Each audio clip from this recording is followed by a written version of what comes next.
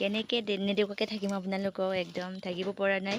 এয়া মৰমৰ টোপোলা, এইটো ডাঙৰ সৰু দাদা আৰু সৰু নবৌ দি পঠিয়াইছে। এইটো ডাঙৰ দাদা আৰু ডাঙৰ নবৌ মানে দি পঠিয়াইছে। এয়া দৈ, এয়া চক মৰমৰ বস্তুটো কেলে আপোনালোকক নেদেখুৱাকৈ থাকিম বুলি ভাবিলোঁ আৰু এয়া মৰমৰ দৈ দি পঠিয়াইছে। তাৰপিছত এয়া মাংস আৰু কোমোৰা, আলু, এয়া পূৰা দুবাৰ খাই আহিছোঁ ঘৰত। তাৰপিছত এয়া দি পঠিয়াইছে।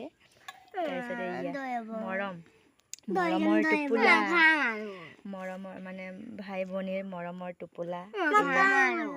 এয়া ল'ৰা ছোৱালী খাওঁ দৈটো খাওঁ লাগি আছে, একদম লোভ লাগিছে আৰু চৰণৰ ৰম্পে মোৰ মনুগুটি, মোৰ আপুগুটি, চুনুগুটি, এয়া মৰমৰ টোপোলা গাইছ।